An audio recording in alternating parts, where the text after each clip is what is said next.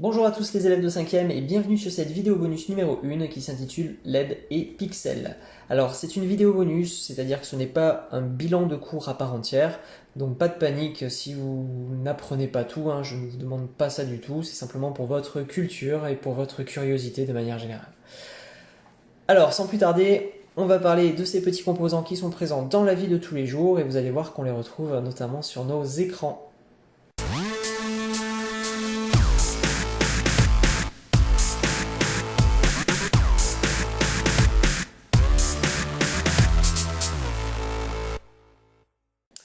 Allez, c'est parti. Déjà, sachez que si vous n'avez pas eu le bilan numéro 2, pas de souci, vous pouvez quand même regarder cette vidéo. Vous allez apprendre des choses. Alors, je vais aller chercher un petit peu de matériel. L'idée, c'est d'essayer de comprendre pourquoi cette fameuse LED, dont le symbole est représenté ici, a un sens de fonctionnement. Je vais essayer de vous le prouver avec des vrais LED que je vais aller chercher. Je vais aller fouiller les tiroirs et on va voir ce qu'on peut trouver pour faire tout ça.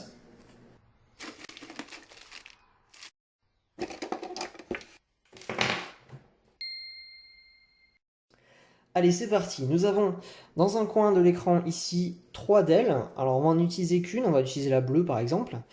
Il y a aussi une verte, une rouge. Alors, sachez que rouge, vert, bleu, ça correspondra tout à l'heure, vous le verrez, à ce qu'on appelle un pixel. On en reparlera. Ici, nous avons des câbles et 2 piles pour alimenter notre petite DEL. Donc, on a dit que la DEL avait un sens de branchement. Et pour s'y retrouver, pour trouver ce sens de branchement, il faut regarder la longueur des broches. Vous voyez, il y en a une qui est plus longue que l'autre. Celle qui est plus longue, elle devrait être connectée toujours du côté plus du générateur. Donc on fera attention avec nos piles à ce que ce soit bien du côté plus. Alors, pour s'y retrouver toujours, j'ai pris 2 câbles de couleurs différentes. On va connecter la broche, la grande broche, au câble orange, qui devrait être donc connecté au côté plus, et on va brancher notre câble gris du côté de la broche la plus courte. Ce sera notre moins. Voilà. Alors, en regardant un petit peu juste les caractéristiques de la DEL, il faut à peu près 3 volts pour qu'elle fonctionne correctement. Ici, si vous regardez sur cette pile, vous l'avez vu en classe à peu près, c'est une pile AA 1,5 volts. Si je prends 2 piles, je dois m'en sortir avec donc 3 volts. Pour connecter tout ça, regardez, c'est pas compliqué. Je mets les piles côte à côte, de manière à ce qu'il y ait un contact ici, et ça me fait un générateur, un nouveau générateur de 2 piles qui fait 3 volts. Allez, on va connecter tout ça.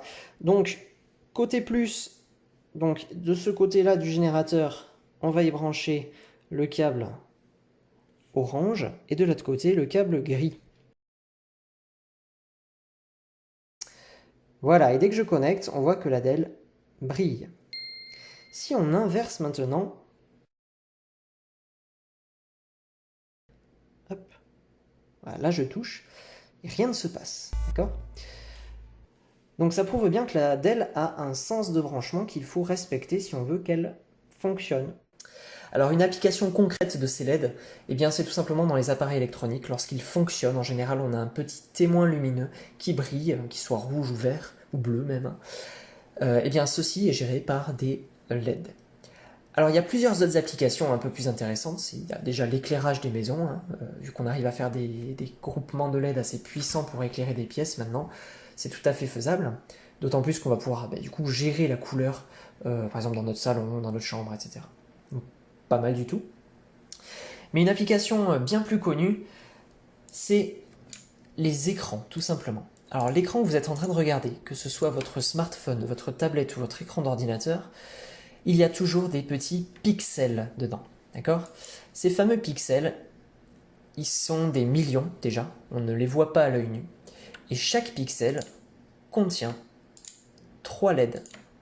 Une LED rouge, une LED verte et une LED bleue.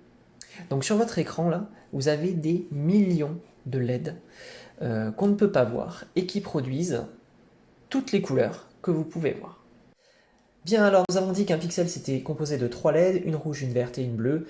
Et je vais essayer de vous le prouver, tout simplement en prenant en photo de très très près mon écran d'ordinateur. Alors vous n'allez pas pouvoir me voir faire, mais je vous montrerai les photos que j'ai récupérées, de manière à ce qu'on puisse voir ces fameuses LED.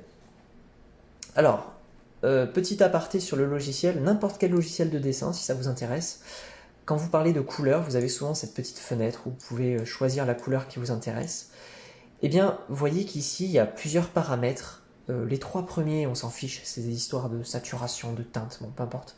Nous, ce qui nous intéresse, c'est rouge, vert, bleu. Red, green, blue en anglais. Et dans ma petite case rouge, regardez les valeurs là, hop. Ici, j'ai mis le rouge à fond, aucun vert, aucun bleu. Comme ça, si je prends cette photo, cette zone de l'écran en photo, eh bien, je vais avoir que les LED rouges normalement qui seront allumés. J'ai fait pareil pour le vert, donc pas de rouge, pas de bleu, que les LED vertes. Et j'ai fait pareil, bien évidemment, pour le bleu. Voilà, je vous montre les photos. Alors, ça donne ça. Hop. Donc, ce sont des photos prises avec mon smartphone. Hein, vous pouvez essayer de le faire à la maison. Et on distingue, vous voyez, des rangées vraiment de LED. Alors, elles sont très petites. J'ai dû zoomer même sur la photo que j'avais prise. Sur le vert, ça se voit pas mal. Hein. On voit qu'il y a plein de petites LED. Elles sont très très petites par rapport à celles que je vous ai montrées tout à l'heure. Mais elles sont bien là, d'accord? Et donc, on a des LED rouges, des LED vertes et des LED bleues. Alors, ce qui va être intéressant, c'est d'avoir un écran qui affiche d'autres couleurs encore. Hein. Et on a dit que pour afficher d'autres couleurs, il suffisait de combiner, par exemple, un peu de bleu avec un peu de vert ou un peu de rouge avec un peu de vert. Un peu comme en peinture. Et regardez ce que ça donne sur du rose, par exemple. Donc j'avais fait un petit carré rose et on observe ceci. Quand on zoome, on voit que le rose, en fait, c'est une rangée de LED rouge combinée avec un peu de LED bleu. Pas mal. Du coup, ça veut dire que si on met un peu plus de rouge encore ou un peu plus de bleu, on va avoir des nuances de rose, de violet, de ce qu'on veut. Et ça marche pour toutes les couleurs. Alors une fois qu'on sait comment utiliser les LED et qu'il faut 3 couleurs pour faire toutes les couleurs qu'on veut au final, hein, il suffit de les combiner, eh bien on peut avoir des applications un petit peu originales qui se démocratisent de plus en plus. Par exemple ici, on est dans le cas d'un clavier qu'on va pouvoir rétro-éclairer. Alors on peut même, vous allez voir, changer la couleur. On peut mettre rouge, on peut mettre, je sais pas, par exemple vert. Et alors ce que je vous propose, c'est de regarder derrière une touche ce qui se cache. Allez, on enlève la touche pour voir ce qui se cache dessous. Hop. Je baisse un petit peu la luminosité grâce à mon logiciel afin qu'on y voit quelque chose, tout simplement.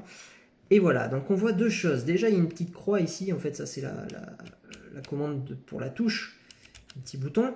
Et au-dessus, ce qui brille, eh bien, c'est notre fameuse LED, ou en tout cas nos LED. Puisque vous allez voir, on va pouvoir choisir absolument la couleur qu'on veut donner à notre clavier. Si on veut du bleu clair, on peut, etc. Ça veut dire qu'il y a une combinaison, comme sur l'écran, de plusieurs LED, probablement rouge, vert, bleu, qui nous donne toutes les nuances de couleurs que l'on veut. Alors ce qui va être amusant aussi, c'est de regarder un carré blanc et un carré noir. C'est un petit peu les extrêmes en termes de couleurs. Donc pour un carré blanc, regardez, j'ai fait la même chose. On obtient ceci.